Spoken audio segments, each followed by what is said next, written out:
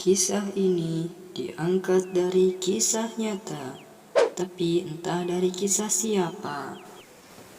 Anjir, dasar munafik, dasar gila-gila. Jujur aja lah, Bray. Sablang gak ada di skrip woi. Dasar goblok. Dah lah lanjut.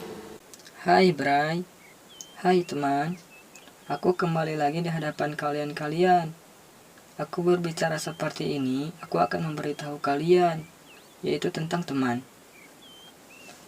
Serius saya katakan kawan, Bray, mungkin ini tentang kesedihan. Atau bahkan kalian menganggap ini sebagai hiburan. Tapi aku tidak mempermasalahkannya karena aku senang. Tapi ini adalah kesenangan yang kualami ketika aku berbicara di depan kalian-kalian seperti ini, seperti terasa terwakilkan untuk kawan-kawan. Meskipun mungkin kalian tidak mendengarkan ucapan yang aku katakan, yang tidak berarti menurut kalian.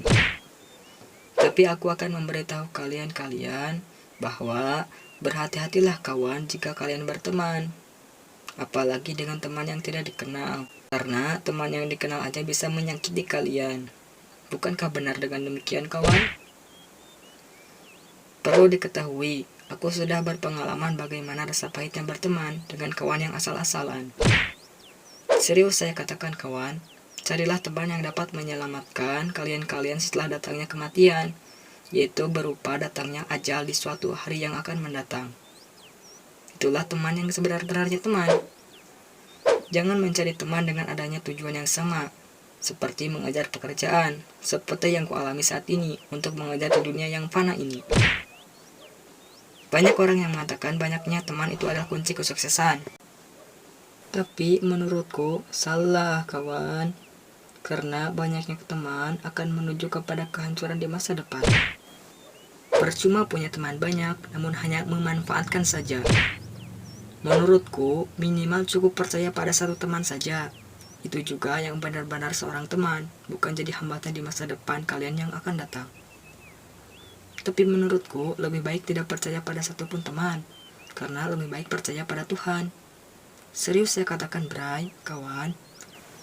Saya tidak melarang kalian untuk berteman, tapi pilihlah teman yang benar-benar teman, karena teman juga adalah manusia biasa seperti kita. Jangan kalian ingin diperbudak olehnya, seperti halnya boneka yang dia kendalikan seperti yang ia inginkan. Jangankan teman kawan, keluarga sekitar juga terkadang ada yang jahat, bisa dikatakan seperti kejahatan musuh dalam selimut. Nah, ini apalagi teman. Bisa menusuk dari belakang ketika kalian lengah kawan. Teman akan baik ketika ada tujuan yang sama, itulah sifat manusia. Tapi teman akan membunuhmu ketika tujuan berbeda, yaitu saling menjatuhkan satu sama lainnya, apalagi ketika merasa tersaingi olehnya. Ibarat kata, teman adalah predator yang menakutkan seperti halnya para koruptor, untuk menghancurkan di masa depan yang akan mendatang. Apalagi ada tujuan untuk menjatuhkan, ibarat kata seperti kacang lupa pada kulitnya. Atau air susu dibahas dengan air tuba. Bukankah itu sakit kawan? Perlu diketahui juga, saya tidak terlalu merasa sakit hati ketika para koruptor bertindak. Karena itu ada hukuman bagi dirinya, baik hukuman di dunia atau hukuman di akhirat. Atau dapat terdampak pada orang lain. Tidak satu orang saja, bahkan negara akan hancur olehnya. Jadi kita bisa merasa kesedihan bersama-sama. Tapi itu tidak diharapkan ya kawan. Tapi saya merasa sakit ketika ada teman yang menyakiti.